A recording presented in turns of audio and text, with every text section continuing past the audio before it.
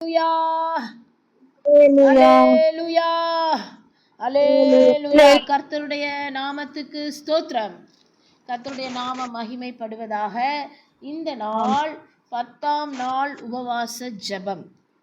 தேவன் நம்மோடு பேசும்படியாக ஒரு விசை கூட இயேசுவே உம்முடைய கரத்திலே எங்களை முற்றிலும் தாழ்த்துகிறோம். எங்களுடைய ஆவி ஆத்துமா சரீரம் உம்முடைய பாதத்திலே தாழ்த்துகிறோம் அப்பா. நாங்கள் ஒன்றுமில்லை.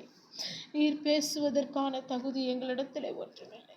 தகுதியற்றவர்களாயினும் நீர் எங்களோடு பேசிக்கொண்டிருக்கிறீர். உடைய சத்தத்தை கேட்கும்படியாக எங்கள் சரீரங்களை, எங்களுடைய அவயங்களை விருத்த சேதனம் பண்ணுவீராக. நீங்க பேசுங்கப்பா. மாம்சத்தை மறைச்சிருங்க. ஆவியானவர் வெளிப்படுங்க. மாம்சத்தை போட்டு போடுங்கப்பா.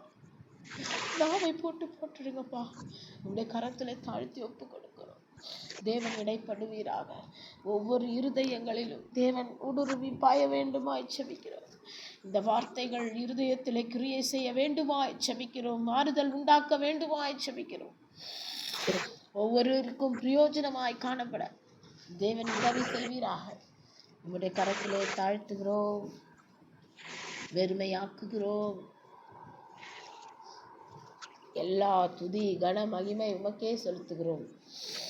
இயேசுவின் மூலம் ஜெபிக்கிறோம் ஜீவனுள்ள நல்ல பிதாவே. ஆமென்.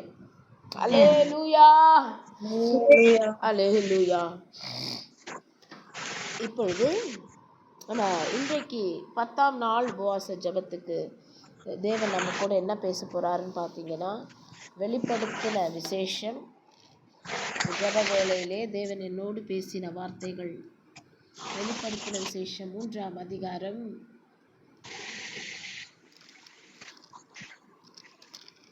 7ஆம் வசனத்திலிருந்து 13ஆம் வசனம் வரை.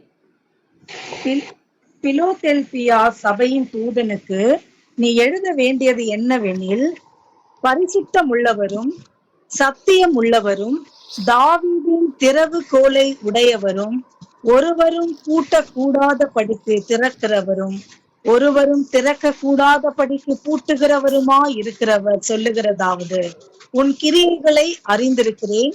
உனக்கு கொஞ்சம் பலன் இருந்தும் நீ என் நாமத்தை மறுதலியாமல் என் வசனத்தை கை கொண்டபடியினாலே இதோ திறந்த வாசலை உனக்கு முன்பாக வைத்திருக்கிறேன், அதை ஒருவனும் பூட்ட மாட்டான். இதோ யூதர் அல்லாதிருந்தும் தங்களை யூதர் என்று பொய் சொல்லுகிறவர்களாகிய சாத்தானுடைய கூட்டத்தாரில் சிலரை உனக்கு கொடுப்பேன். இதோ அவர்கள் உன் பாதங்களுக்கு முன்பாக வந்து பணிந்து நான் உன்மேல் அன்பாய் இருக்கிறதை அறிந்து கொள்ளும்படி செய்வேன்.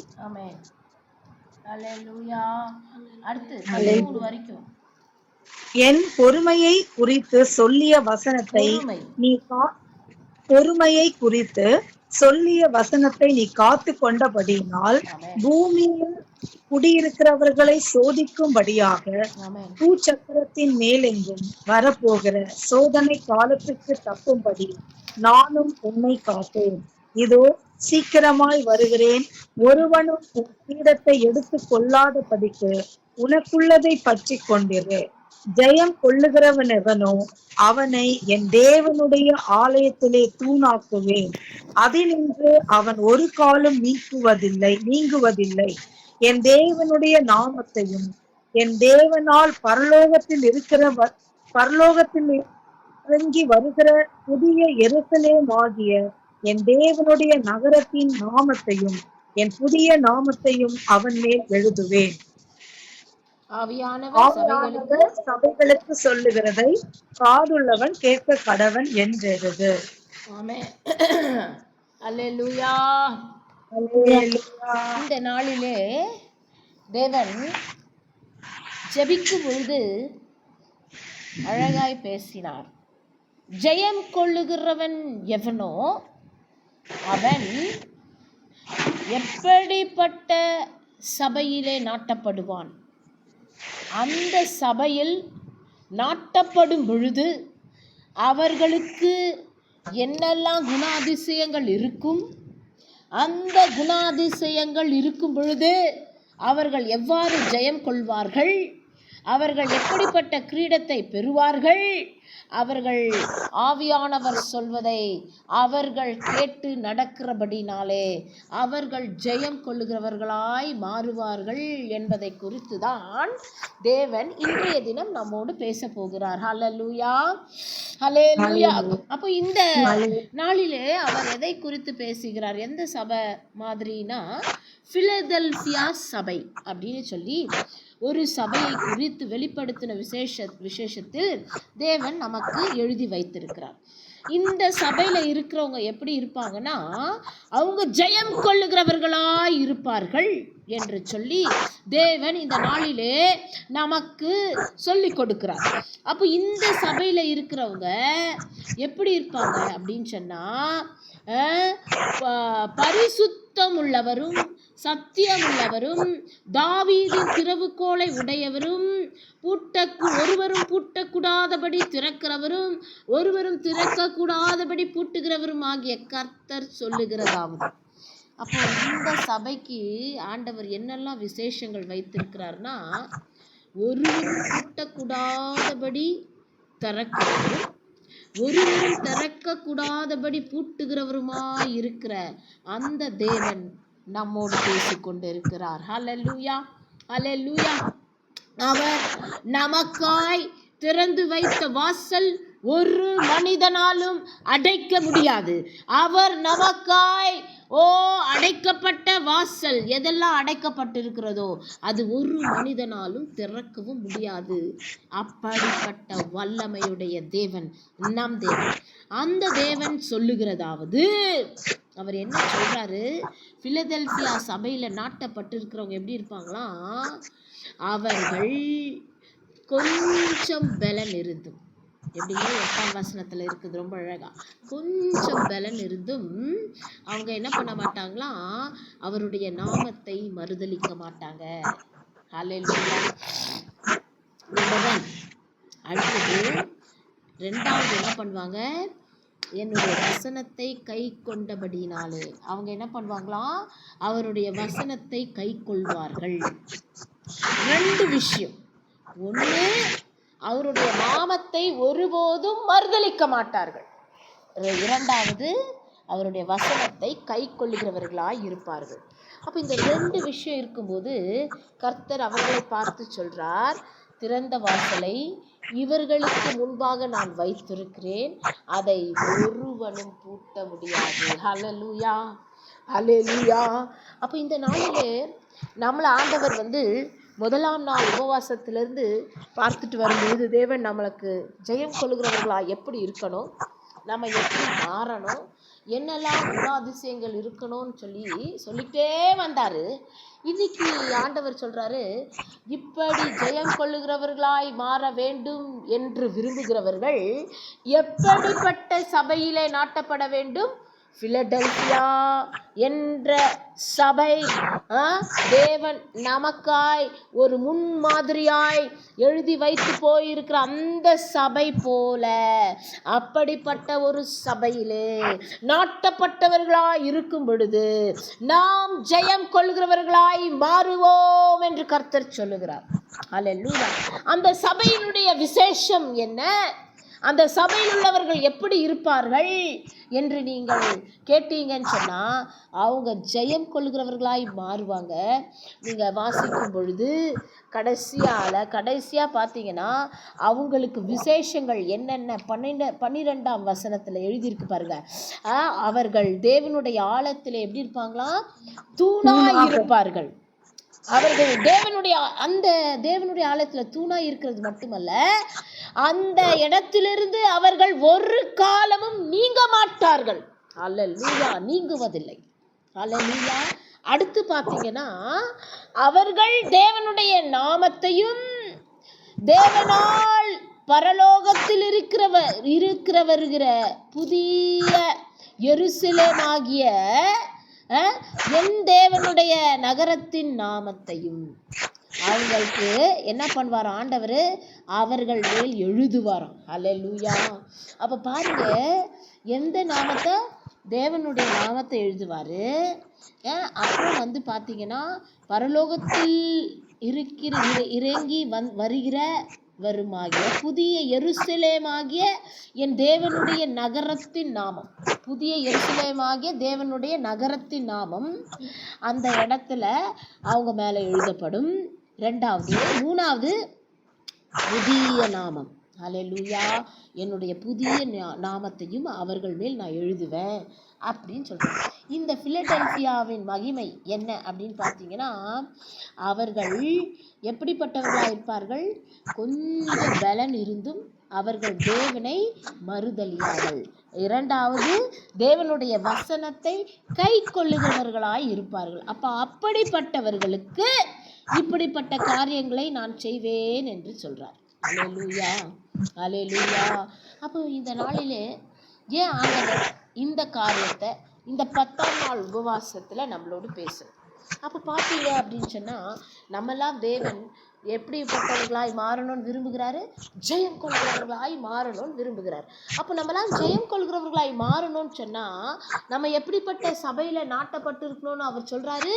நம்ம பிலடெல்பியா சபையை போன்ற ஒரு சபையிலே நாம் நாட்டப்பட்டு இருக்கணும்னு சொல்கிறார்.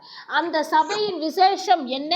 அந்த சபையில் உள்ளவர்களெல்லாம் எப்படிப்பட்டவர்களாக இருப்பாங்க? கொஞ்சம் பலன் இருந்தாலும் அவங்களுக்கு ரொம்ப பலன் இருக்காதுங்க, கொஞ்சம் பலன் தான் இருக்கும். அநேக பாடுகள் வரும், உபத்திரவங்கள் வரும், போராட்டங்கள் வரும், வியாதிகள் வரும், பலவீனங்கள் வரும்.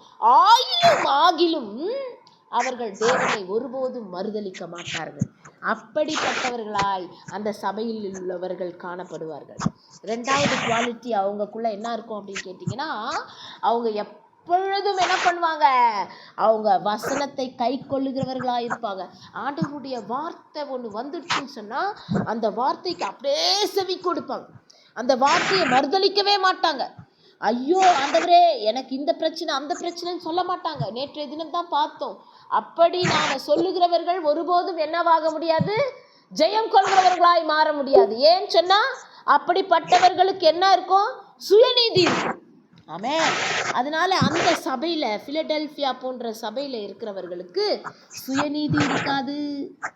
பிலடெல்பியா சபையில் நாட்டப்பட்டவர்களுக்கு என்ன இருக்காது? பெருமை இருக்காது, தாழ்மை இருக்கும். அல்லேலூயா. அந்த சபையிலே இந்த சபையில நாட்டப்பட்டவர்களுக்கு முதல் நாள்ல இருந்து நம்ம பார்க்கும்போது வெளிச்சத்தின் பிள்ளைகளாய் இருப்பார்கள். அல்லேலூயா. அவர்கள் என்ன பண்ணுவாங்க? தேவனுடைய அன்புக்கு அடிமையானவர்களாய் இருப்பார்கள். அல்லேலூயா. நம்ம அப்படியே லைனா பார்த்துட்டே வந்தோம்னா ஒவ்வொரு நாளும் அழகா இந்த சபையில நாட்டப்பட்டவர்களுடைய குணாதிசயங்களை குறித்து தேவன் ஒவ்வொரு நாளும் நம்மோடு பேசிக்கொண்டே வருகிறார். ஹல்லேலூயா, ஹல்லேலூயா. அப்போ அவர் முதல் நாள் சொன்னாரு என்னெல்லாம் கொடுப்பேன்னு சொல்லிட்டு அவர் சொன்னாரு மரியா. நம்ம 2வது நாள் சொன்னாரு மரியாளை போல. ஹல்லேலூயா. அந்த பரிசுத்த ஆவியானவர் நிழலிடும் பொழுது கர்த்தர் தாமே அந்த பாத்திரத்தை மகிமையாய் பயன்படுத்தினது போல, அவருடைய நாமம் மகிமைப்பட்டது போல நம்மையும் தேவன் அப்படியாய் மகிமைப்படுத்துவார். அவருடைய நாமம் நம் மூலியமாய் மகிமைப்படும். அவர்கள் வெளிச்சத்தின் பிள்ளைகளாய் இருப்பார்கள், இருளிலே நடக்க மாட்டார்கள் என்று சொல்லி தேவன் நமக்கு வாக்கு பண்ணினார். அப்படியே பார்க்கும் பொழுது இந்த சபையில நாட்டப்பட்டவர்கள் எப்படி இருப்பாங்க? ஹல்லேலூயா. தாழ்மை உள்ளவர்களாய் இருப்பாங்க. அடுத்து விருத்த சேதனம் பண்ணப்பட்டவர்களாய் இருப்பாங்க. எப்படி? சரீரத்துல அல்ல, இருதயத்துல. ஒவ்வொரு பாகங்களும் விருத்த சேதனம் அடைந்தவர்களாய். அல்லேலூயா. அவர்கள் வெள்ளை அங்கி தரித்து அந்த திரள் கூட்டமான ஜனங்கள் மத்தியிலே ஒருவராய் இருக்கிறவர்களாய், அப்படிப்பட்ட குணாதிசயங்கள் உடையவர்களாய், தேவனுடைய அன்புக்கு அடிமையானவர்களாய். ஹல்லேலூயா. அடுத்து பார்த்தீங்கன்னு சொன்னா பிசாசை எதிர்த்து நிற்கும்படியாக தேவனுக்கு அடங்கி போனவர்களாய் காணப்படுவார்கள். அப்போ அதுக்கப்புறம் இன்னைக்கு சொல்றாரு ஹல்லேலூயா, அவர்கள் எப்படி இருப்பாங்களாம்? அவர்கள் கொஞ்சம் பலன் இருந்தும் தேவனை மறுதலியாமல், ஹல்லேலூயா, எவ்வளோ பாடு எவ்வளோ வேதனை வந்தாலும் தேவனை ஒருபோதும் மறுதலிக்க மாட்டாங்க. தேவனுடைய வசனத்தை அப்படியே கை கொள்ளுகிறவர்களாய் இருப்பார்கள். அப்போ இப்படிப்பட்டவர்களை நான் என்ன பண்ணுவேன், பிலடெல்பியா என்ற சபையிலே, அந்த மாதிரி இருக்கிற சபையிலே நான் நாட்டுவேன். அவர்களுக்கு முன்பாக என்ன வைக்கப்பட்டிருக்கிறது? திறந்த வாசல் வைக்கப்பட்டிருக்கிறதுங்க. ஒருவனும், திறந்த வாசல் அவனுக்கு முன்பாக வைக்கப்பட்டிருக்கிறது. அது ஒருவனும் என்ன பண்ண முடியாதுங்க, பூட்ட முடியாது என்று கர்த்தர் சொல்லுகிறார். ஹல்லேலூயா. அப்போ உங்களுக்கும் எனக்கும் அப்படிப்பட்ட திறந்த வாசல் உண்டாக வேண்டுமா? ஒருவராலும் பூட்டக்கூடாதபடி திறந்த வாசல், அந்த வாசல் தேவன் நமக்கு வைக்க வேண்டுமானால் நம்ம எப்படிப்பட்ட சபையிலே நாட்டப்பட்டிருக்க வேண்டும்? பிலடெல்பியா போன்ற சபையிலே நாம் நாட்டப்பட்டிருக்க வேண்டும். அப்போ நம்முடைய குணாதிசயம் எவ்வாறாயிருக்கும்? நாம் கொஞ்சம் பலன் இருந்தாலும் தேவனை மறுதலிக்காதவர்களாய் இருப்போம். ஹல்லேலூயா.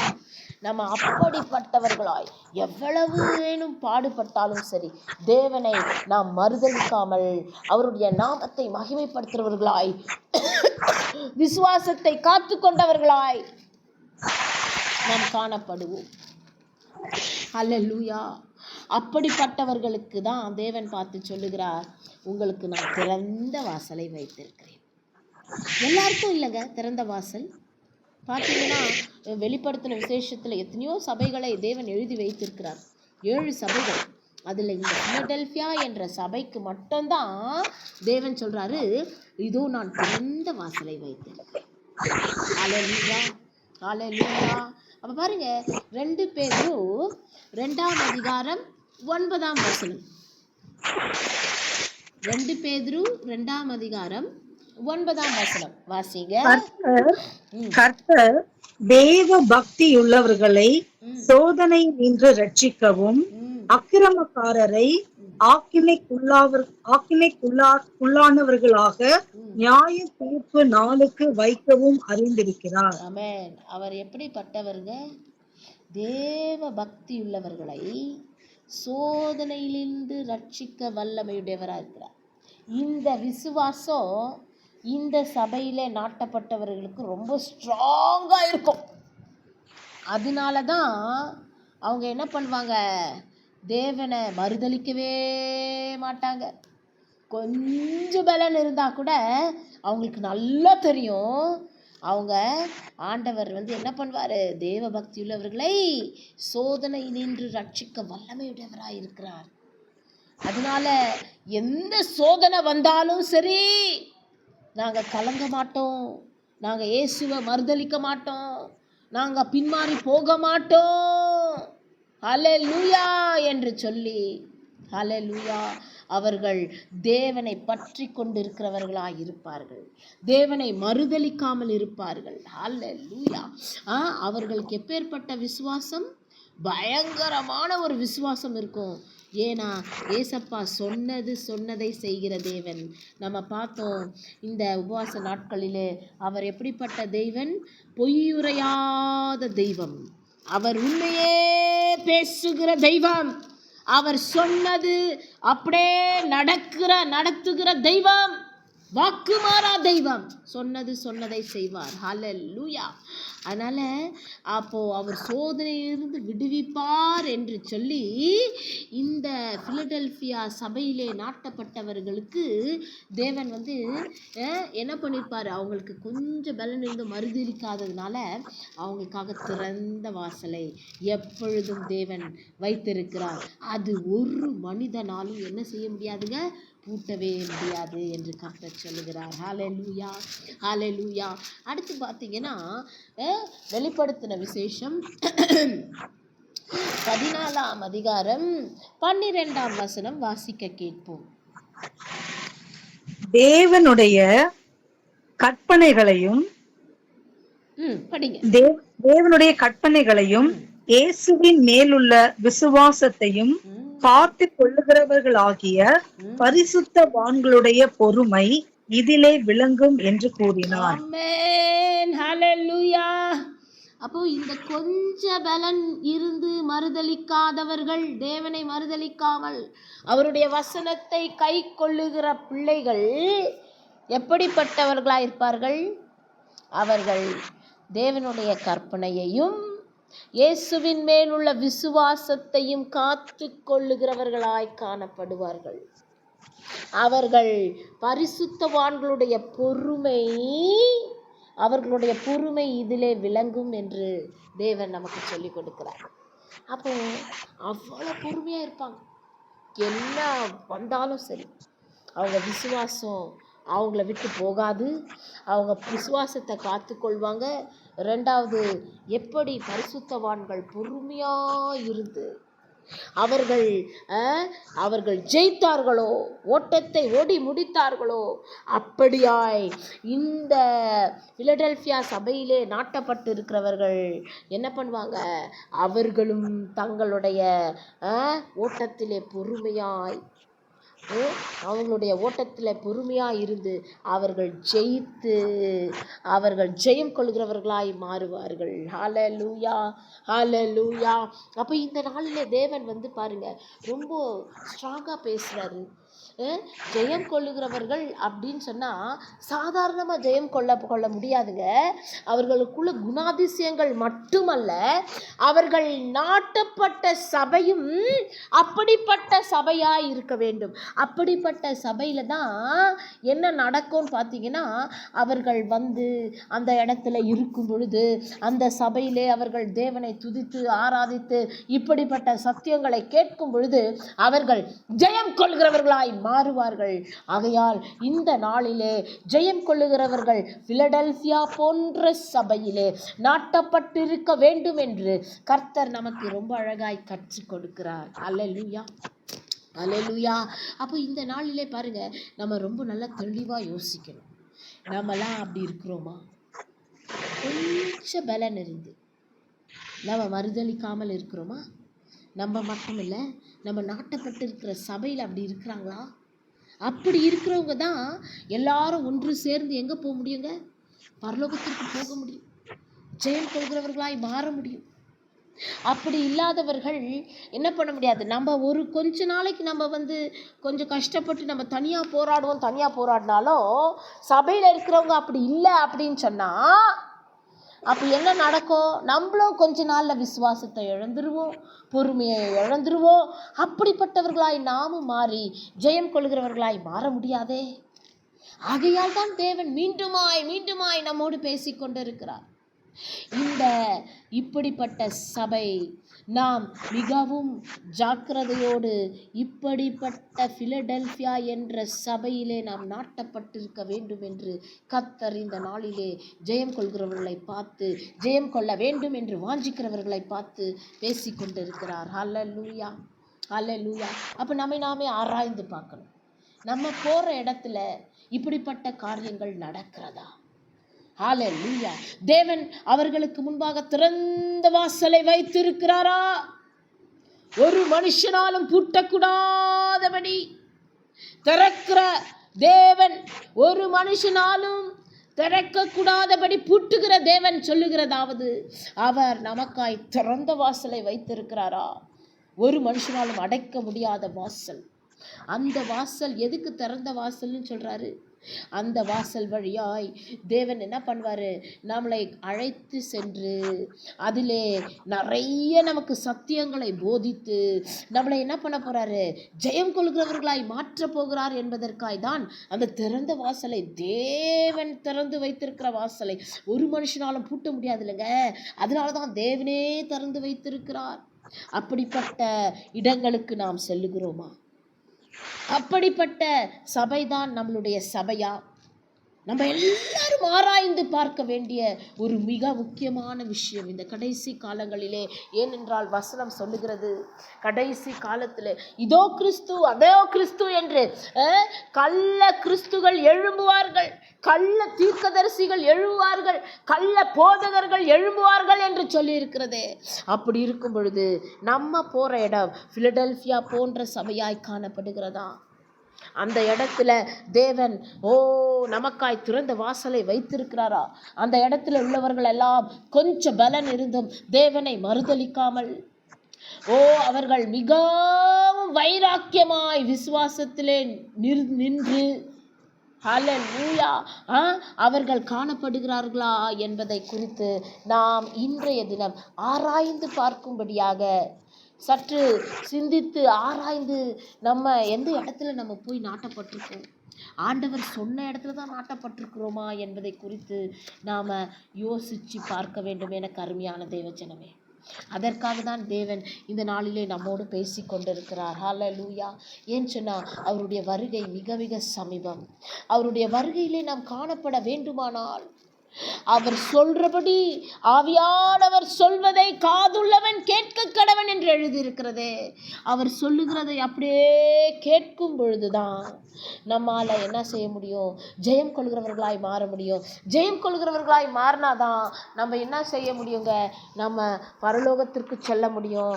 அப்போ தான் நம்மளுக்கு ஆண்டவர் வைத்திருக்கிறார் நிறைய கிஃப்ட்டு, நிறைய ரிவார்டு, என்னெல்லாம் தருவேன்னு சொல்கிறாரோ அதெல்லாம் தேவன் நமக்கு தந்தருளுவார். அல்லேலூயா, அல்லேலூயா. அப்புறம் பாருங்க, அப்படியே எடுத்து நீங்கள் வாசித்து பார்க்கும் பொழுது ஜெக்கரியா 13ஆம் அதிகாரம் 9ஆம் வசனம் வாசிங்க. ஜெக்கரியா 13:9. ஜெக்கரியா தீர்க்கதரிசியின் புஸ்தகம் 13:9. அந்த 3ஆம் பங்கை நான் அக்கினிக்குட்பட பண்ணி வெள்ளியை உருக்குகிறது போல அவர்களை உருக்கி பொன்னை புடமிடுகிறது போல அவர்களை புடமிடுவேன். அவர்கள் என் நாமத்தை தொழுது கொள்வார்கள். நான் அவர்கள் விண்ணப்பத்தை கேட்பேன். இது என் ஜனம் என்று நான் சொல்லுவேன். கர்த்தர் என் தேவன் என்று அவர்கள் சொல்லுவார்கள். ஹல்லேலூயா, அல்லேலூயா. பாருங்க, ஆண்டவர் சொல்லி கொடுக்குறாரு, முதல்ல கொஞ்சம் பலன் இருந்து என் நாமத்தை மறுதலிக்காதவங்க, அவங்க எப்படி, அவங்களோட விசுவாசம் எப்படி இருக்கும்? பயங்கர ஸ்ட்ராங்காக இருக்கும். அவங்க விசுவாசத்தை காத்து கொள்கிறவர்களாக இருப்பார்கள்.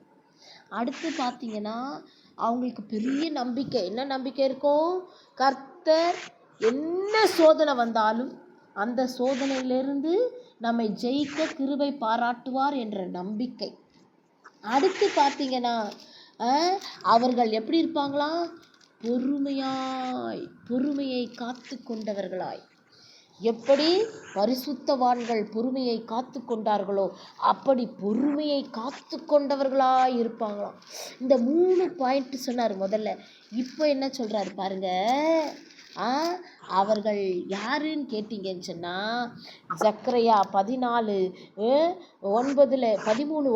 எழுதியிருக்கிறபடி அந்த 3ஆம் பங்கை நான் அக்கினிக்கு உட்பட பண்ணி, அந்த 3ஆம் பங்கு தான் யாருங்க?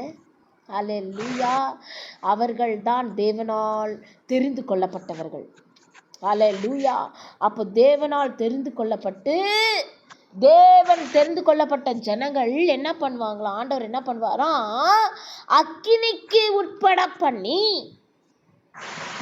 வெள்ளியை உருக்கிறது போல அவர்களை உருக்கி பொன்னை புடமிடுகிறது போல அவர்களை புடமிடுவேன். என்ன சொல்றாரு ஆண்டவர்னா, நான் அக்கினியில போட்டு அவங்கள என்ன பண்ணுவேன்? அவங்கள உருக்கி, அவங்கள வாட்டி, அவங்களுடைய விசுவாசத்தை நான் என்ன பண்ணுவேன்? சோதிப்பேன். அக்கினியில் புடமிடும் பொழுது என்ன நடக்கும்? நம்மளுடைய விசுவாசமானது அந்த இடத்துல என்ன பண்ணப்படும்? அந்த இடத்துல சோதிக்கப்படுகிறது. பொன்னை உருக்கிறது போல புடமிடுகிறது போல அவர் புடமிட்டு அவர்கள் என் நாமத்தை தொழுது கொள்வார்கள். ஹல்லேலூயா. நான் அவர்கள் விண்ணப்பத்தை கேட்பேன். எப்போ சொல்றாரு விண்ணப்பத்தை கேட்பேன்னு சொல்றாரு?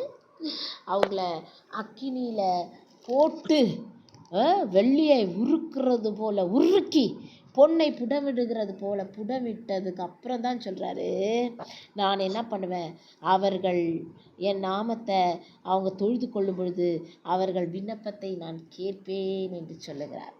அப்போது பிலடெல்பியா சபையில் நாட்டப்பட்டவர்கள் எப்படி இருப்பாங்களாம்? எவ்வளவு போராட்டம் வந்தாலும், எவ்வளவு பிரச்சனைகள் வந்தாலும், நீங்க எடுத்து வாசிக்கும் பொழுது நம்ம 1 கொரிந்தியர் 10:13 வாசிங்க. அப்போ உங்களுக்கு இன்னும் தெளிவாய் புரியும். 1 கொரிந்தியர் 10:13.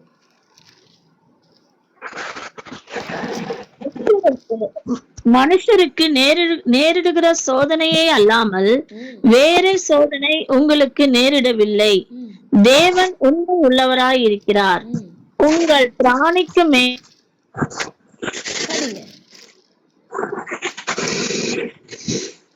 அல்லேலூயா. உங்கள் திராணிக்கு மேலாக நீங்கள் சோதிக்கப்படுகிறதற்கு அவர் போக்கையும் உண்டாக்குவார்.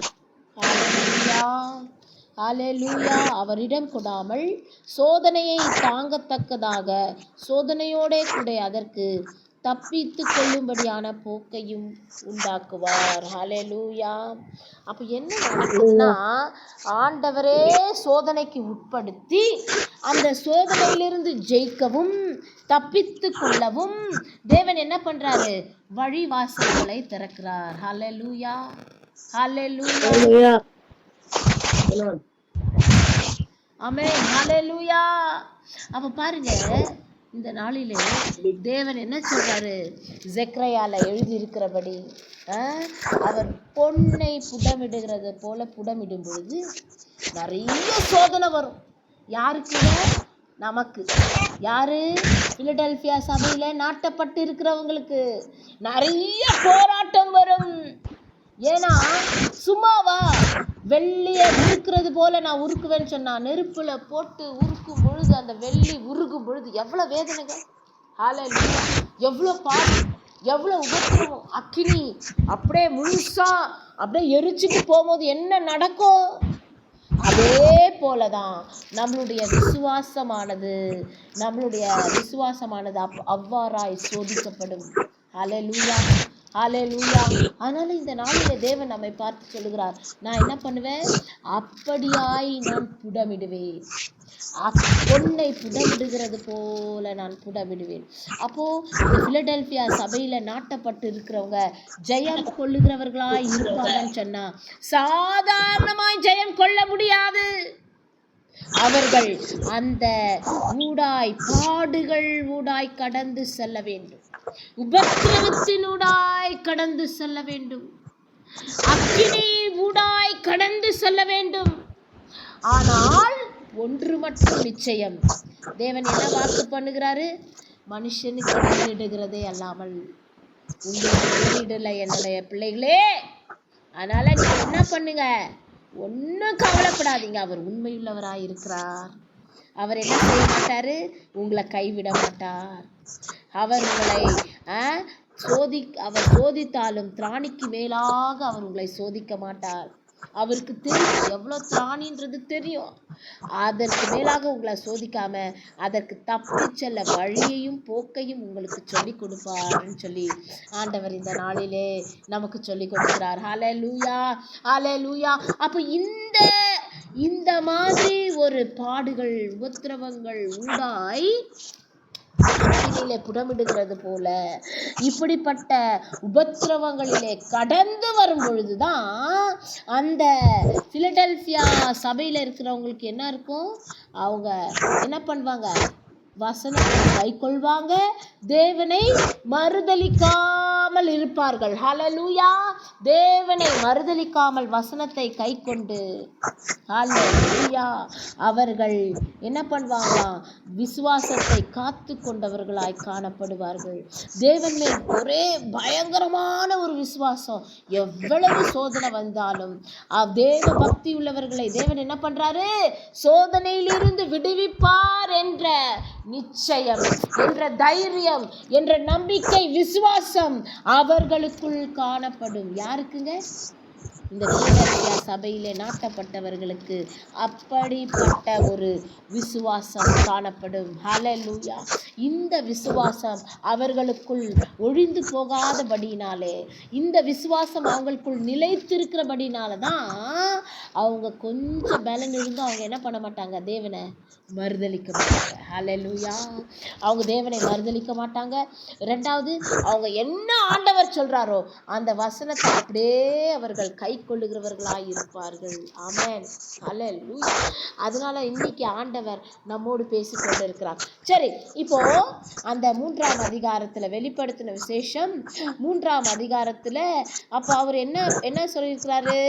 8ஆம் வசனத்துல உன் கிரியைகளை அறிந்திருக்கிறேன், உனக்கு கொஞ்சம் பலன் இருந்தும் நீ என் நாமத்தை மறுதலியாமல் என் வசனத்தை கை கொண்டிருக்கிறபடினாலே இதோ திறந்த வாசலை உனக்கு முன்பாக வைக்கிறேன், அது ஒருவனும் பூட்ட மாட்டான் சொல்லிட்டார். அடுத்து 9ஆம் வசனம் வாசிங்க. இதோ யூதர் அல்லாதிருந்தும் தங்களை யூதர் என்று பொய் சொல்லுகிறவர்களாகிய சாத்தானுடைய கூட்டத்தாரில் சிலரை உனக்கு கொடுப்பேன். இதோ அவர்கள் உன் பாதங்களுக்கு முன்பாக வந்து பணிந்து நான் உன்மேல் அன்பா இருக்கிறதை அறிந்து கொள்ளும்படி செய்வேன். ஹல்லேலூயா. அப்ப இப்படிப்பட்டவங்களும் இருப்பாங்க அந்த சபையில.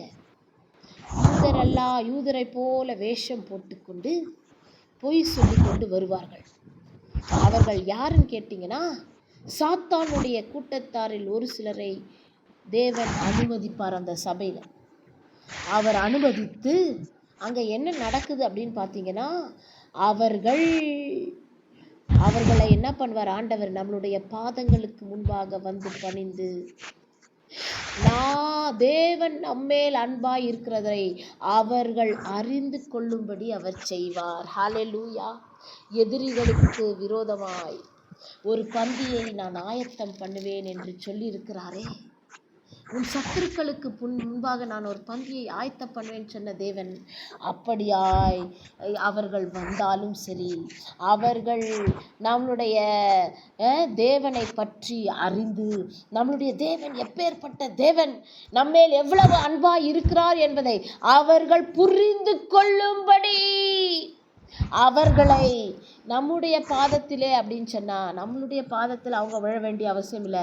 அவர்கள் தேவனுடைய பாதத்திலே விழும்படியாக கர்த்தர் நம்மை கொண்டு செய்கிற காரியம் பயங்கரமாயிருக்கும். ஹல்லேலூயா.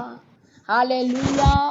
அப்போ அவர் அப்படிப்பட்ட காரியங்களை ஜெயம் கொள்ளுகிறவர்களா இருக்கிற நமக்கு, நம்ம நாட்டப்பட்டு இருக்கிற அந்த சபையிலே அப்படிப்பட்ட காரியங்களை தேவன் நடத்துவார். இதை நாம என்ன செய்யணும்? ஆராய்ந்து பார்க்கணும். இப்படிப்பட்ட காரியங்கள் நம்மளுடைய சபையிலே காணப்படுகிறதா? நாம அப்படி அந்த சபையிலே நாட்டப்பட்டிருக்கிறோமா?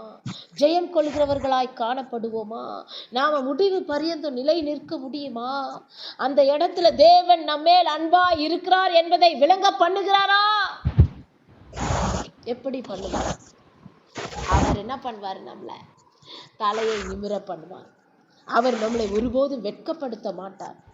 நம்ம ஜெபிக்கிற விண்ணப்பங்கள் ஒவ்வொன்றுக்கும் தேவன் என்ன பண்ணுவார்? பதில் தருவார்.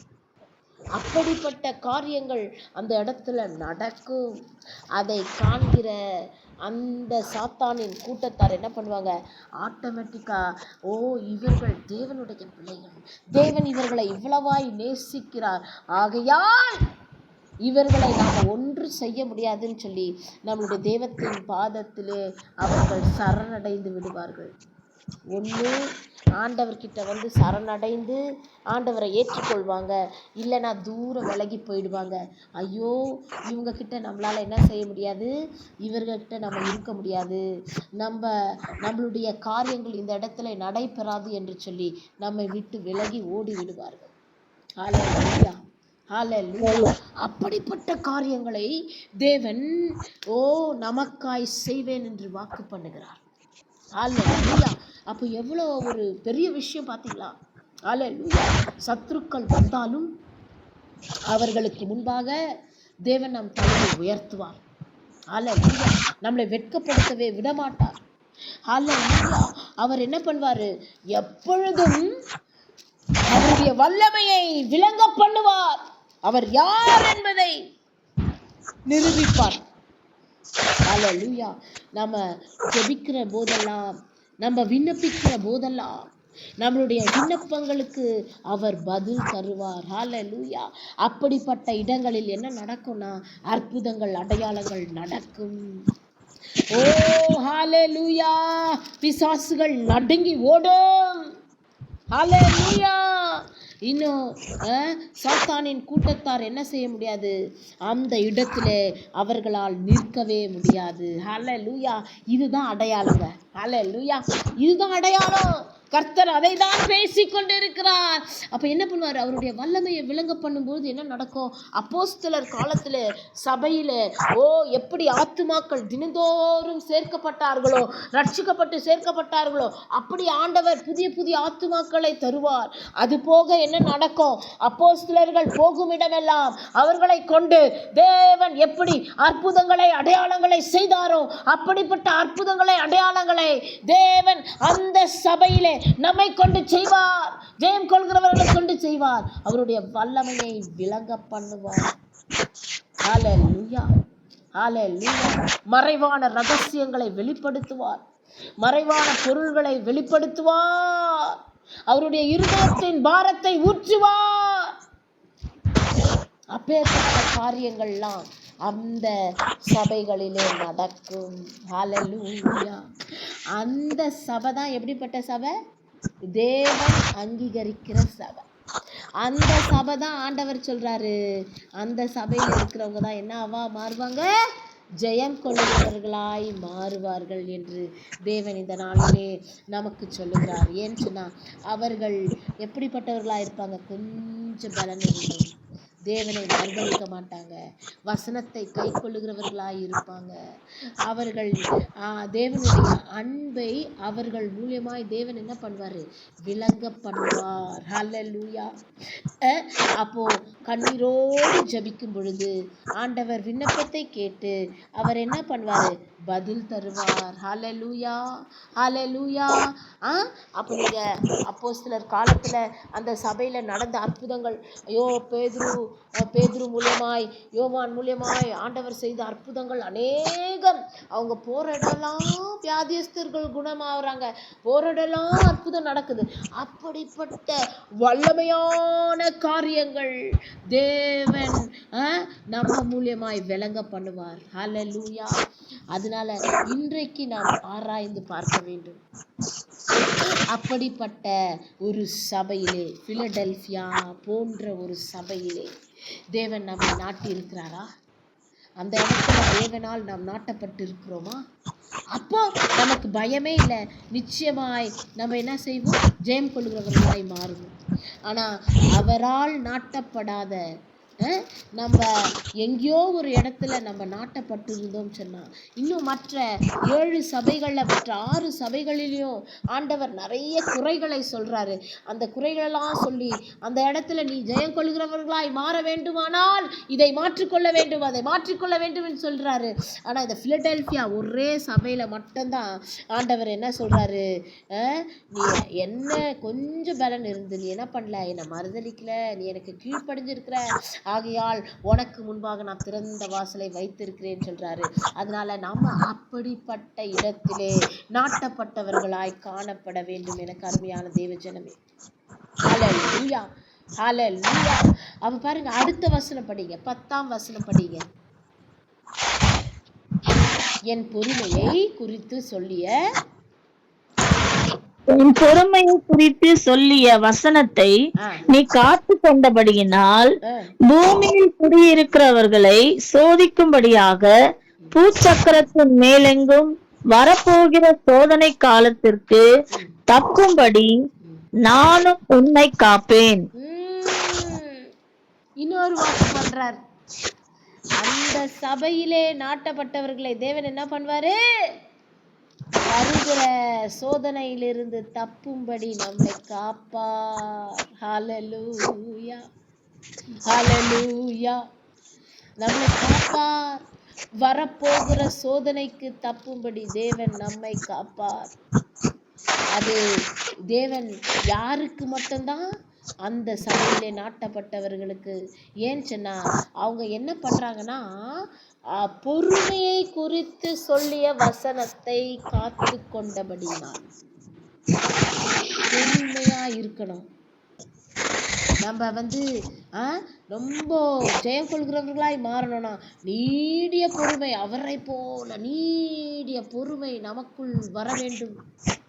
எவ்வளவு பாடுகள் வந்தாலும், எவ்வளவு வேதனை வந்தாலும் விசுவாசத்தை காத்து கொள்ள வேண்டும்.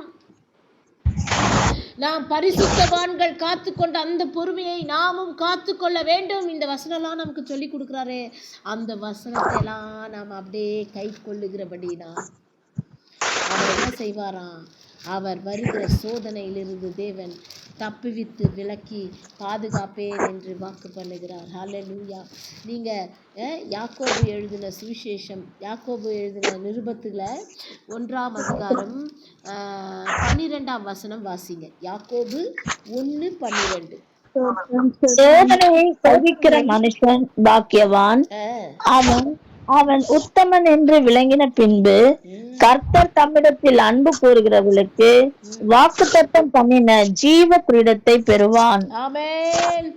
அப்போ இந்த வசனத்துல ஆண்டவர் முன்னாடியே நமக்கு சொல்லி கொடுத்திருக்கிறாரே, சோதனையை சகிக்கணும், அப்படிப்பட்டவன் பாக்கியவான். அப்படி சகிச்சாதான் கர்த்தர் தம்மிடத்தில் அன்பு கூறுகிறவர்களுக்கு வாக்குத்தத்தம் பண்ணின அந்த ஜீவ கிரீடத்தை தருவார் என்று சொல்லி அவர் முன்னமே சொல்லி கொடுத்திருக்கிறாரே. அப்போ இந்த வசனத்தின்படி நம்ம சகித்து பொறுமையாய் நம்ம ஓட்டத்தை ஓடும் பொழுது, ஹல்லேலூயா, நம்ம அந்த ஓட்டத்தை பொறுமையாய் அந்த லக்கை நோக்கி நம்ம பொறுமையாய் ஓடுறதுனால தேவன் என்ன செய்வாராம்? இந்த பூச்சக்கரத்தில் உள்ள வருகிற சோதனையிலிருந்து தேவன் நம்மை விடுவித்து காப்பேன் என்று அவர் நமக்கு வாக்கு பண்ணுகிறார். ஹல்லேலூயா, ஹல்லேலூயா. அப்போ இந்த சபையிலே நாட்டப்பட்டவர்களுக்கு முதலாவது என்ன ஆண்டவர் சொல்றாரு? திறந்த வாசலை வைப்பேன்னு சொல்றாரு. ஒரு மனுஷனாலும் பூட்ட முடியாதுன்னு சொல்றாரு. ஹல்லேலூயா. இரண்டாவது, இந்த சபையிலே நாட்டப்பட்டவர்களுக்கு தேவன் என்ன சொல்றாரு? அவர்கள் கொஞ்சம் பலன் இருந்து மருதியாமல் என் வசனத்தை கை கொண்டபடினால அவர்கள் எப்படி இருப்பாங்க? அவர்களுக்கு முன்பாக நான் திறந்த வாசலை வைத்திருக்கிறேன்னு சொல்றாரு. ரெண்டாவது என்ன சொல்றாரு? அவர்கள் சாத்தானுடைய கூட்டத்தார் வந்தாலும், பொய் சொல்லுகிறவர்கள் வந்தாலும் அவர்களுக்கு முன்பாக என் அன்பை விளங்க பண்ணுவேன்னு சொல்றாரு. நான் எப்படிப்பட்டவர்? நான் உங்களை நேசிக்கிறேன், நம்மளை நேசிக்கிறார் என்ற அந்த அன்பை அவர் விளங்க செய்வாருன்னு சொல்றார். விளங்க செய்வார்னா அப்போ அவர் என்ன பண்ணுவார்? நம்மை கொண்டு அவருடைய நாமம் மகிமைப்படும்படியாக நம்மை கொண்டு அற்புதங்களையும் அடையாளங்களையும் நம்மை கொண்டு அநேக காரியங்களையும் அவர் செய்வார். அவர் நிறைய காரியங்களை வெளிப்படுத்துவார், அவர் நம்மளோடு பேசுவார். இதெல்லாம் நமக்கு செய்வேன்னு சொல்றார். அடுத்து சொல்றாரு, அந்த பூசக்கரத்தில் உள்ள வருகிற எல்லா சோதனைக்கும் நம்மளை தப்பித்து காப்பேன் என்று சொல்லுகிறார். ஹல்லேலூயா. நான் காப்பேன், நான் உங்களை விலக்கி காப்பேன். எவ்வளோ பெரிய சோதனை வந்தாலும், எவ்வளோ பெரிய அந்த இடத்துல ஒரு டிசாஸ்டரே வந்தாலும் நான் உங்களை பாதுகாப்பேன் என்று தேவன் நம்மை பார்த்து வாக்கு பண்ணுகிறார். ஏன்னு சொன்னால் நம்ம எப்படி இருக்கிறோம்? பொறுமை குறித்த வசனத்தை நம்ம என்ன பண்ணுறோமா? காத்து கொள்ளுவோம். பொறுமையை குறித்த வசனம், அந்த வசனத்தை நம்ம காத்து கொள்றதுனால தான் அவர் சொல்றாரு, நான் வர எல்லா ஆபத்திலிருந்து நான் என்ன பண்ணுவேன்? உங்களை விடுவிப்பேன். அல்லேலூயா, அல்லேலூயா. அப்போ இப்படிப்பட்ட வாக்குகளை தேவன் யாருக்கு அளிக்கிறாருங்க? பிலடெல்பியா சபையிலே நாட்டப்பட்டிருக்கிறவர்களுக்கு தேவன் கொடுக்கிற வாக்கு. ஹல்லேலூயா, ஹல்லேலூயா. அந்த சபையிலே நாட்டப்பட்டு இருக்கிறவர்கள் தான் என்ன பண்ணுவாங்களாம்? ஜெயம் கொள்ளுகிறவர்களாய் மாறுவார்கள். அல்லேலூயா.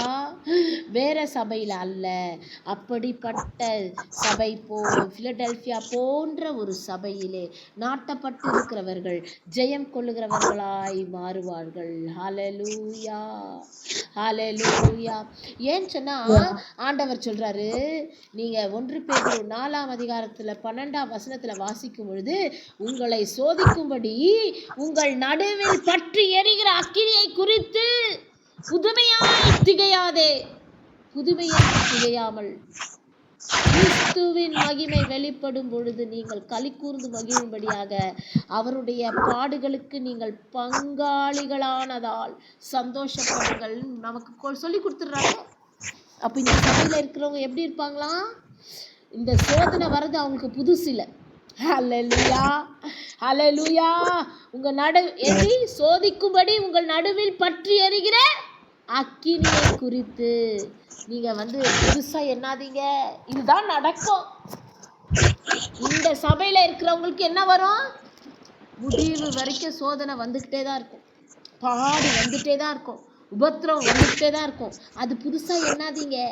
ஆனா ஆண்டவர் அதையும் சொல்றாரு, நீங்க சோர்ந்து போகாம நீங்க அந்த பொறுமையை காத்துக்கொண்டே இருக்கிறதுனால நான் உங்களை என்ன பண்ணுவேன்? தப்புவிப்பேன். சோதனையை சகிக்கிற மனுஷன் பாக்கியவான். நீங்க சகிச்சிட்டு இருக்கிறீங்க. நான் உங்களுக்கு சோதனையை கொடுக்கறது மட்டுமல்ல, அதுல இருந்து தப்பித்து செல்லவும் நான் உங்களுக்கு என்ன செய்யறேன்? வழியை சொல்லுவேன். அதனால நீங்க இந்த பொறுமையோடு இந்த சோதனையை சகித்து கொள்ளுங்க. நீங்க அப்பதான் நீங்களாம் எப்படி கிறிஸ்து வரும் பொழுது அந்த நாளிலே நீங்க எப்படி இருக்கீங்க? ஹல்லேலூயா. மகிமை அடையும்படிக்கு அவர் வெளிப்படும் பொழுது களி கூர்ந்து மகிழும்படியாக நீங்கள் கிறிஸ்துவின் பாடுகளுக்கு பங்காளிகளாய் இருக்கிறீர்கள் என்று வசனம் சொல்லுகிறது. ஹல்லேலூயா. அதனால நம்மலாம் பாடுபடும் பொழுது நம்ம நினச்சிக்க வேண்டிய விஷயம், நமக்கு நிறையா கிஃப்ட்ஸ் ரிவார்ட்ஸ் இருக்குது. அது மட்டும் இல்லாமல் நம்ம தேவன் என்ன பண்ண போறாரு? நம்மளை தப்பிக்க வைக்க போறாரு. அது மட்டும் இல்லாம இன்னும் என்ன பண்ண போறாரு? மகிமையில நாமளும் அவரோட சந்தோஷமாய் மகிழ்ந்து களி கூறும்படியாக நாமெல்லாம் அவருடைய பாடுகளுக்கு பங்காளிகளா இருக்கிறபடினால நமக்கு பிரச்சனைகள் பாடுகள் வந்து கொண்டேதான் இருக்கும். அவைகளிலிருந்து தேவன் நம்மை விடுவிக்க வல்லவராயிருக்கிறார் என்று சொல்லி இந்த சபையிலே நாட்டப்பட்டவர்கள் எப்பொழுதும் பொறுமையின் வசனத்தை காத்து கொண்டவர்களாய், ஹல்லேலூயா, கொஞ்சம் பலன் இருந்தும் தேவனை மறுதலியாமல் அப்படியே தேவனுடைய வார்த்தைக்கு கீழ்ப்படுகிறவர்களாய் காணப்படுவார்கள். எனக்கு அருமையான தேவ ஜனமே, அப்படிப்பட்டவர்கள் மட்டுமே தான் ஜெயம் கொள்ளுகிறவர்களாய் மாற முடியும் என்று கர்த்தர் சொல்லுகிறார்.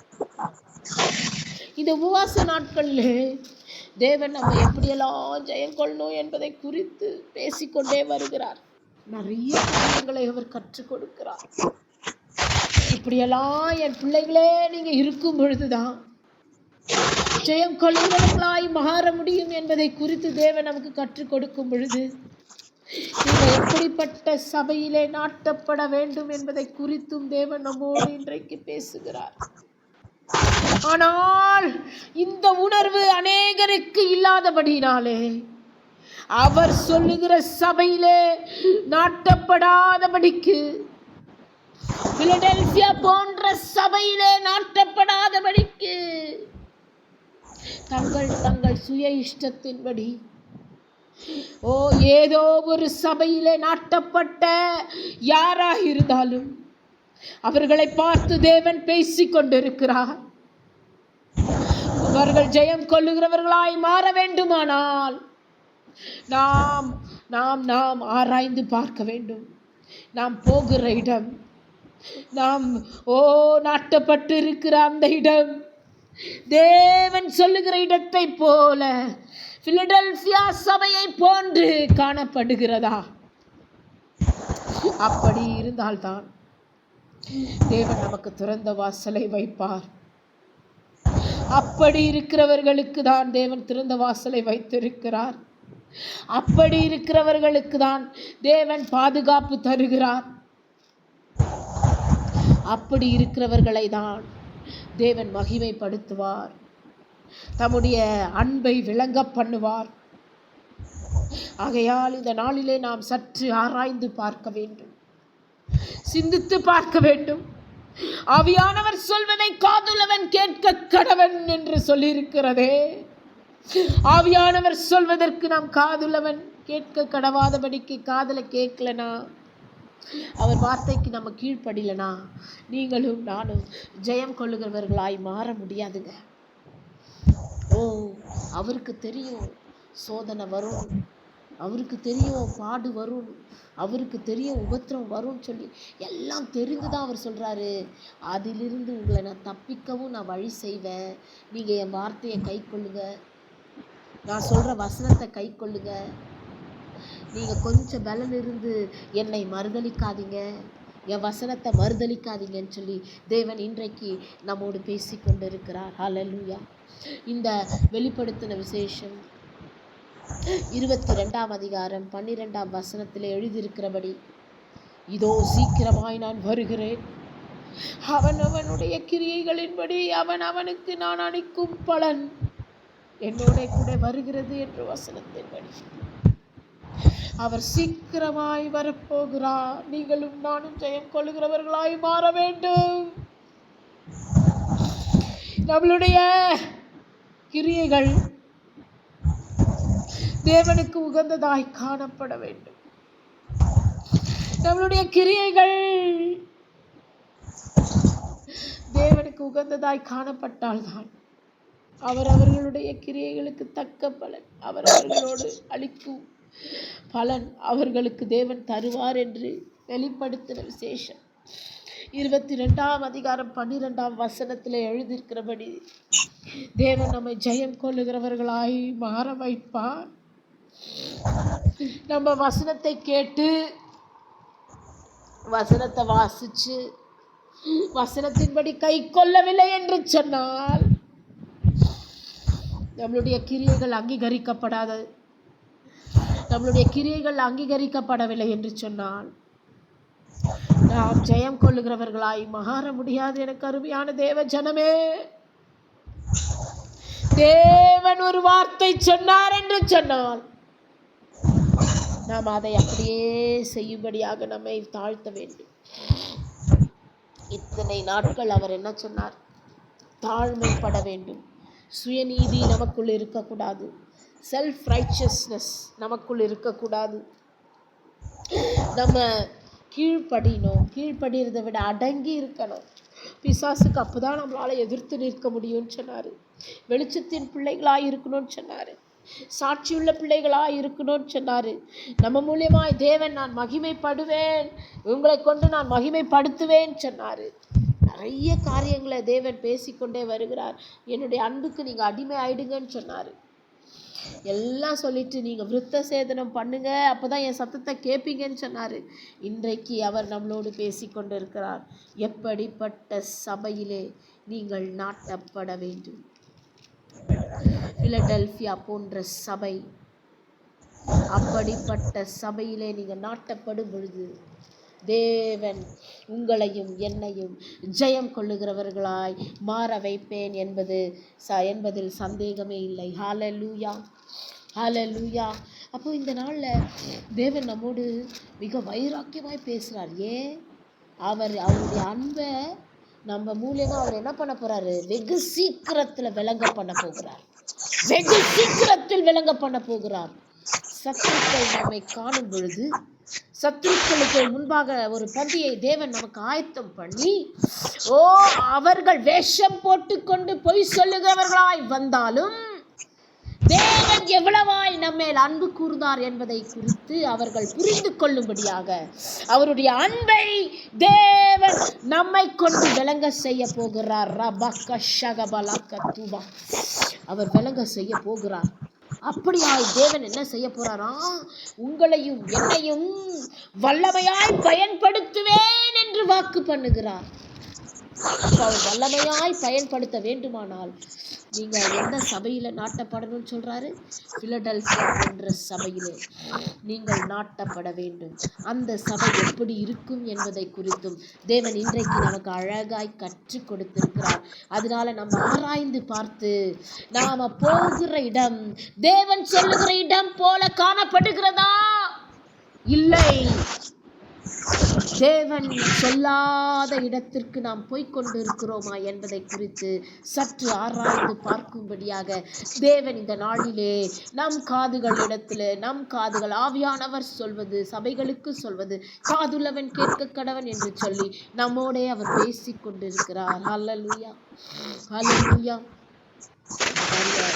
அவர் மிக அன்பாய் மேல் இருக்கிறபடினால்தான், ஜெயம் கொள்கிறவர்களாய் நாம் மாறணும்னு சொன்னதால்தான், நமக்கு ஜீவ கிரீடத்தை நான் தருவேன்னு சொல்றதுனால தான் இப்படியெல்லாம் பேசுறாருங்க. எல்லாருக்கும் அவர் பேச மாட்டார். ஆமென், ஹல்லேலூயா. யார் அவருடைய வார்த்தைக்கு கீழ்ப்படுகிறாங்களோ, யார் அவருடைய வார்த்தைக்கு செவி கொடுக்கிறாங்களோ அவங்க கிட்ட மட்டும்தான் பேசுவார். செவி கொடுக்காதவங்க கிட்ட அவர் பேசவே மாட்டார். ஹல்லேலூயா. சரி, 1 பேதுரு 5ஆம் அதிகாரம் 3-4 வசனங்களை வாசிங்க. அல்லேலூயா. 1 பேதுரு 5:3. சுதந்திரத்தை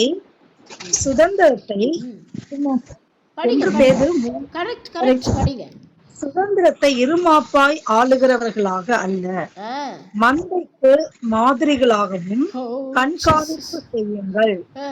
அப்படி செய்தால் பிரதான மீட்பர் வெளிப்படும் போது மகிமையுள்ள வாடாத கிரீடத்தை பெறுவீர்கள். எப்படிப்பட்டவர்கள்? அந்த பிலடெல்பியா போன்ற சபையில இருக்கிற மேய்ப்பர்கள் எப்படி இருப்பாங்களாம்? சுதந்திரத்தை என்ன பண்ண மாட்டாங்களாம்? இருமாப்பாய் ஆளுகிறவர்களாய் இருக்க மாட்டாங்க.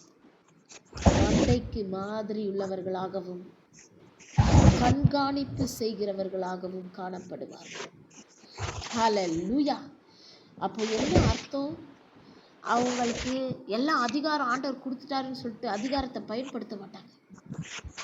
இருமாப்பாய் எடுப்பெறிந்து பேசி, பாரபட்சியம் பார்த்து, கர்த்தர் சொன்னதை சொல்லாமல் மாம்சத்துக்குரியவைகளை பேசி, தங்களுடைய இழிவான ஆதாயத்திற்காய் ஊழியம் செய்யாமல் உண்மையும் உத்தமுமாய் தேவனுடைய நாமம் மகிமைப்பட வேண்டும் என்று சொல்லி ஊழியம் செய்கிற மந்தை மேய்ப்பர்களாய் காணப்படுவார்கள்.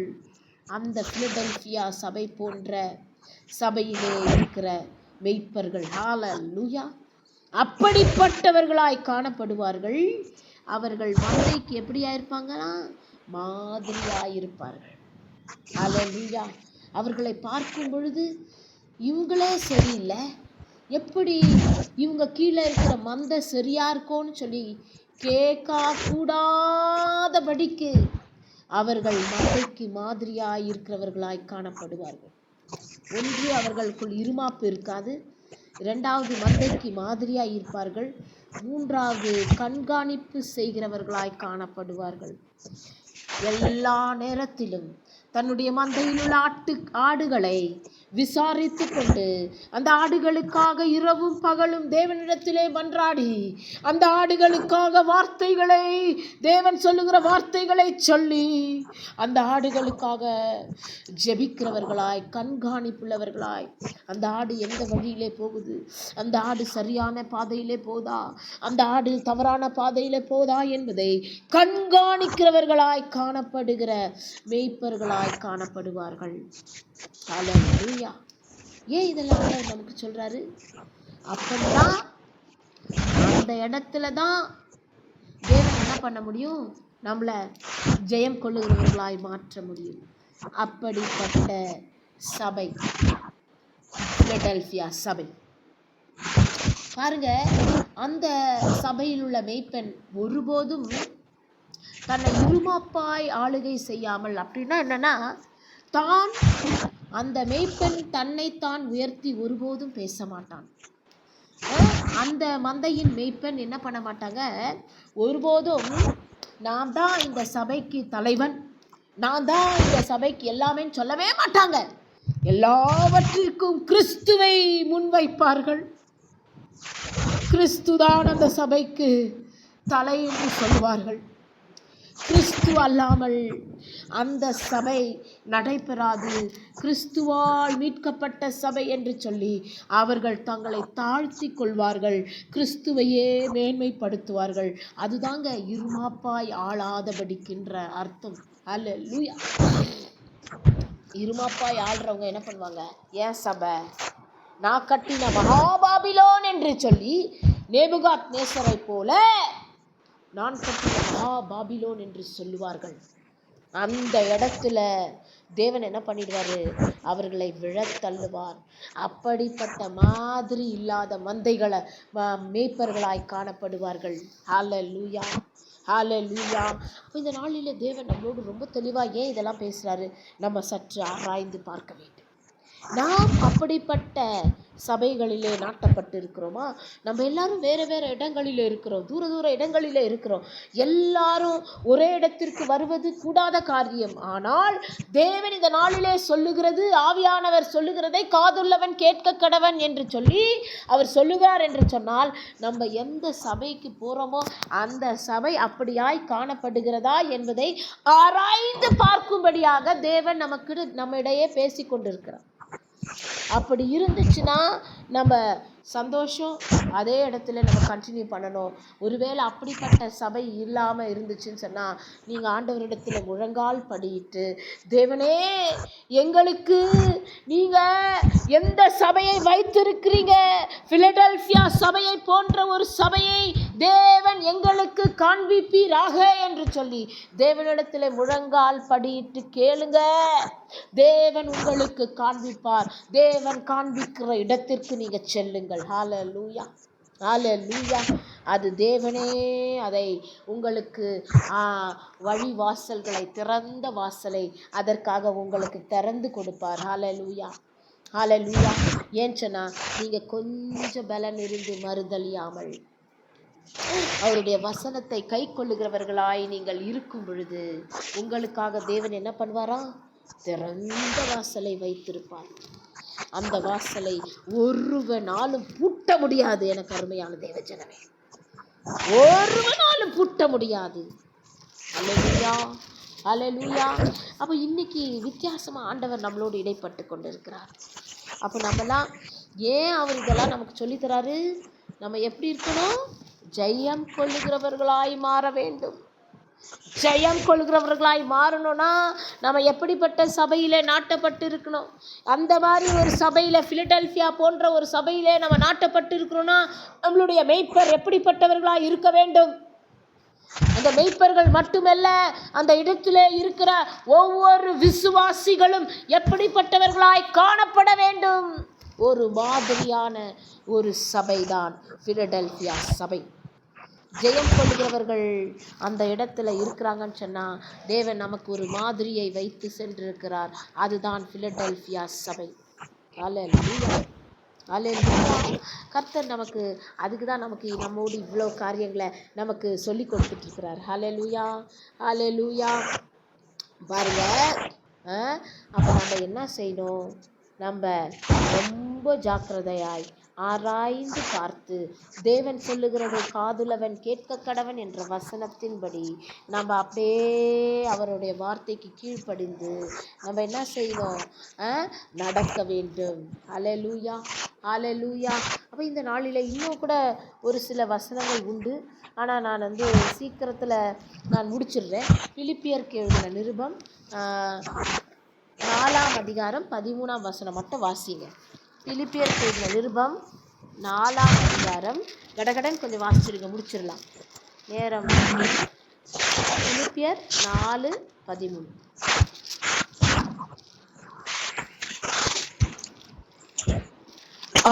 என்னை பலப்படுத்துகிற கிறிஸ்துவினாலே எல்லாவற்றையும் செய்ய எனக்கு பலன் உண்டு. ஆமென், அல்லேலூயா.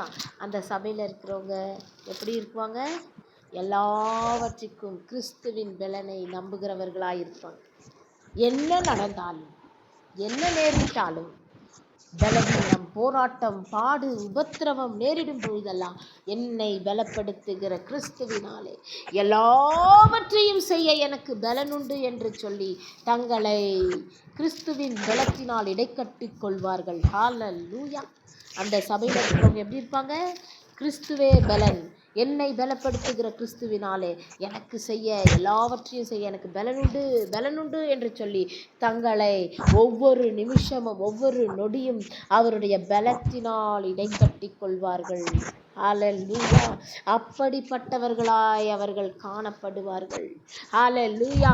நிறைய குணாதிசயங்கள் பிலடெல்பியா சபையை குறித்து தேவன் இத்தனை குணாதிசயங்களை அவர் பேசி கொண்டு இருக்கிறார். அடுத்து பார்த்தீங்கன்னா 2 தீமோத்தேயு 2ஆம் அதிகாரம் 5ஆம் வசனம். கடகடன் கொஞ்சம் வாசிச்சிருங்க. 2 தீமோத்தேயு 2ஆம் அதிகாரம் 5ஆம் வசனம்.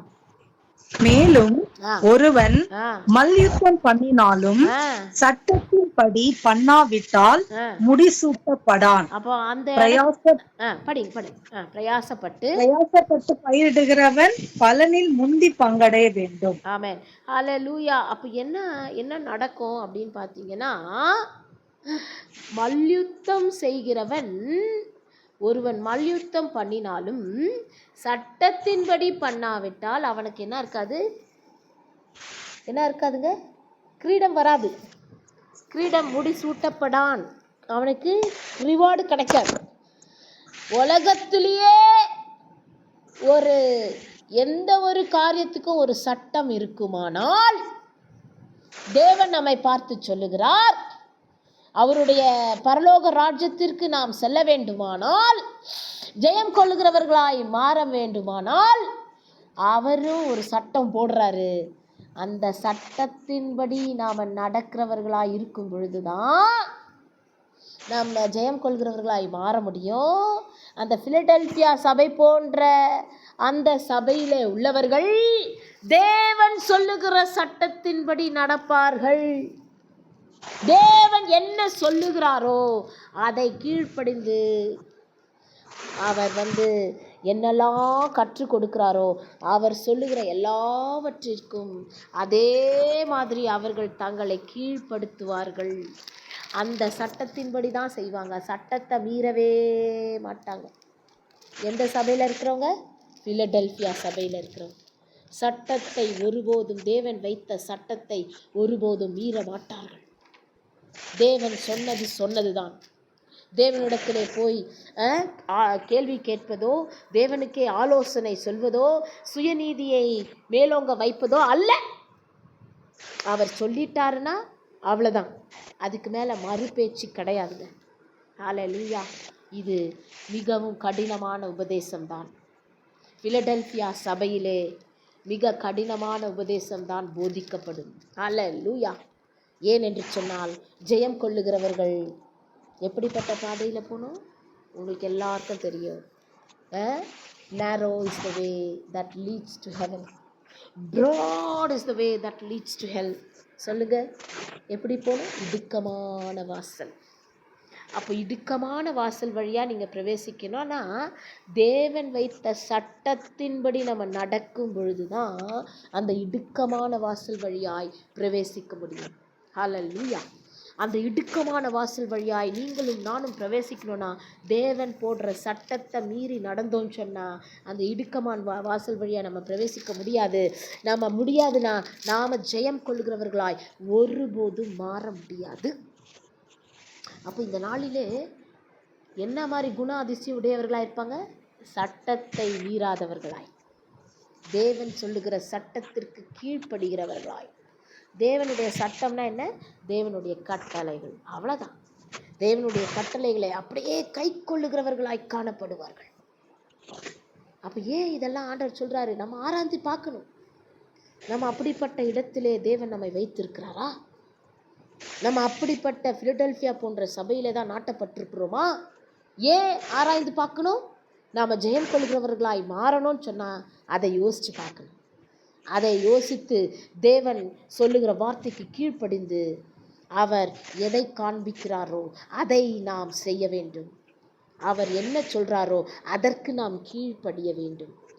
ஹல்லேலூயா, ஹalleluya. அப்போதான் அந்த சபையில் இருக்கிறவங்களாம் என்ன சொல்வாங்களாம், படிங்க 2 தீமோத்தி, அதே 2 தீமோத்தி 4ஆம் அதிகாரம் 8ஆம் வசனம். என்ன சொல்ல முடியும்? இது முதல் நீதியின் கிரீடம், படிங்க. இது முதல் நீதியின் கிரீடம் வைக்கப்பட்டிருக்கிறது. ஆ, நீதியுள்ள நியாயாதிபதியாகிய கர்த்தர் அந்நாளிலே அதை எனக்கு தந்தருளுவார். ஆ, எனக்கு மாத்திரமல்ல, ஆ. அவர் பிரசன்னமாகுதலை விரும்பும் யாவருக்கும் அதை தந்தார். ஹalleluya. அப்ப ஆண்டவர் என்ன சொல்றாரு? இது முதல் நமக்காய் அந்த பிலடெல்பியா என்ற சபையிலே, அது போன்ற சபையிலே நாட்டப்பட்டிருக்கிறவர்களுக்கு நீதியின் கிரீடம் வைக்கப்பட்டிருக்கிறது. ஏன்னா நீதியுள்ள நியாயாதிபதியாகிய கர்த்தர் அந்நாளிலே அதை அவர் ஒவ்வொருவருக்கும் தருவார். ஒருவருக்கு மட்டுமல்ல, அவர் பிரசன்னமாகுதலை விரும்பும் யாவருக்கும் தேவன் அதை தருவார். ஹalleluya, ஹalleluya. அப்படிப்பட்ட சபைதான் பிலடெல்பியா சபை. அந்த சபையை போன்ற ஒரு சபையிலே நீங்களும் நானும் நாட்டப்பட்டால் ஒழிய நாம் ஜெயம் கொள்கிறவர்களாய் மாற முடியாது. எனக்கு அருமையான தேவஜனமே, இன்னும் நிறைய காரியங்கள் அந்த பிலடெல்பியா சபையை குறித்து நம்ம பேச வேண்டியது இருக்குது. ஆனால் இன்றைக்கு நேரம் இன்னும் என்னெல்லாம் அவர் செய்வேன்லாம் வாக்கு பண்ணியிருக்கிறார்.